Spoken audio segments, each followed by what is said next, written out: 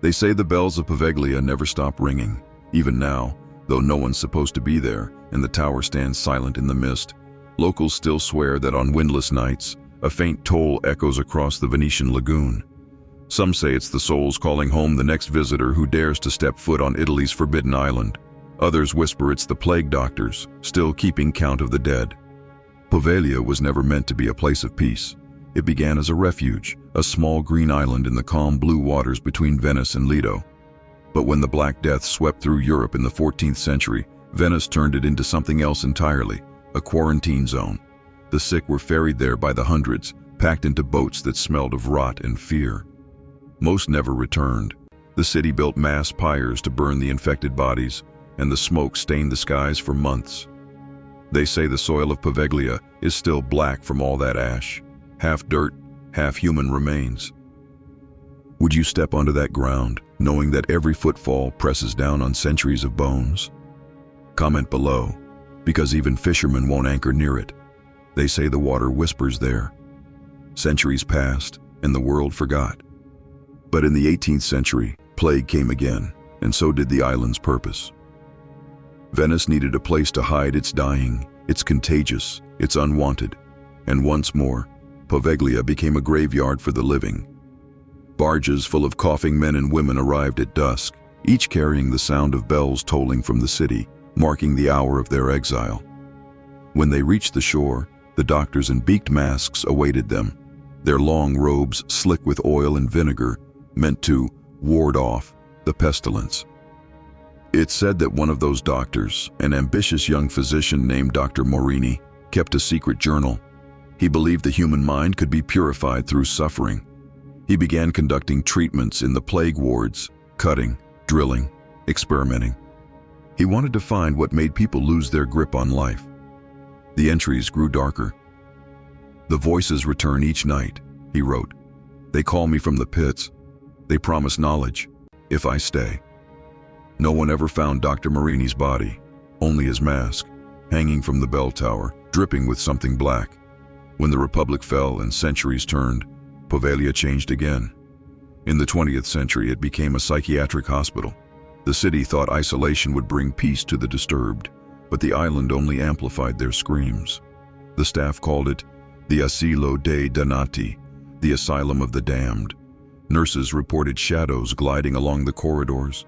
Patients whispered of the plague man, who stood at the foot of their beds, tapping his cane in rhythm with their heartbeats. Some tried to swim away at night, into the cold Venetian waters. None made it far. Would you believe me if I told you some of their bones still wash up after storms? There was one patient, they say, a woman named Lucia, who arrived after claiming she'd been haunted by the voices of her ancestors. Every night, she screamed the same words, "They're burning again." Doctors sedated her, tied her to the bed. But the staff began to see it too. The smell of smoke in the halls, the faint hum of chanting, like 1,000 voices praying for release. One nurse quit after seeing Lucia rise from her cot, eyes rolled white, whispering in Latin words no one had taught her. A priest was called, but when he tried to bless the room, the crucifix on the wall snapped clean in half. By the 1950s, even the most hardened doctors refused to work there alone. The last director, a man known only as Dr. Gaspari, ordered the upper floors sealed after an incident near the bell tower. No one knows what happened that night. Some say Gaspari threw himself from the tower after claiming he saw the ground breathing. Others claim he was pushed by something unseen. His body, too, was never recovered, only a record entry in fading ink. The island will not be silent. The hospital closed soon after, and the island was abandoned. Officially, it's off limits now. No visitors, no restoration. The government calls it a safety hazard. The locals call it cursed. Fishermen tell stories of black shapes rising from the fog, of boats that drift too close and vanish. Divers who explore the nearby waters report voices through their radios, whispering their names even when they're alone. And every few years, a thrill seeker tries to sneak onto the island. Most leave within minutes, pale and shaking, claiming to hear bells ringing from inside their skulls. A few never return at all. There's a story from 2007. 3 students from Padua who took a boat at night. They live-streamed their approach, laughing, joking about ghosts. The footage shows them walking toward the hospital ruins, flashlights cutting through the mist. One of them says, "Look at that. There's light in the tower." The camera jerks upward, catching a shadow moving behind the arched windows. Then static. Their boat was found the next morning drifting near Lido, empty. The video was recovered from a phone sealed in a plastic bag, still recording the sound of distant bells. So why won't anyone go there now? Because they know Poveglia isn't empty. It's full of the screams, the prayers, the last breaths of over 100,000 souls. The soil itself is a graveyard. Locals call it the Island of the Dead. And even scientists can't explain the electromagnetic readings there. Compasses spin, drones fail, equipment dies in seconds. Tourists who've taken photos report strange faces in the fog, shapes standing behind them where no one else was. If you've ever felt the chill of being watched in an empty room, imagine that, but multiplied by every restless spirit that ever died in pain. That's Poveglia.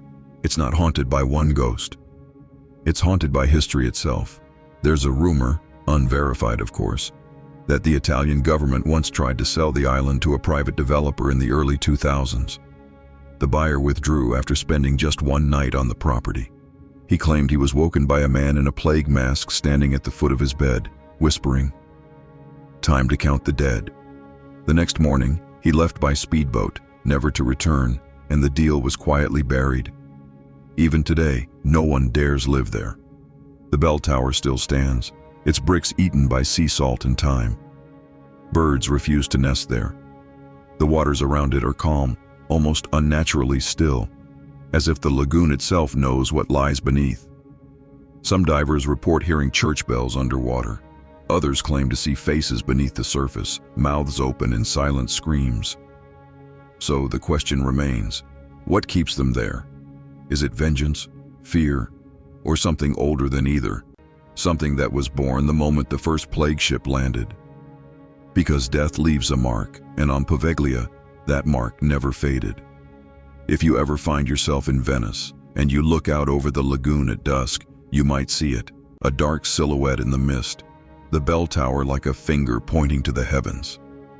And if you listen closely, you might hear a single toll of the bell, just once, carried on the wind. That's when the locals say to turn away. Don't stare too long. Don't listen too hard. Because when Poveglia notices you, it remembers.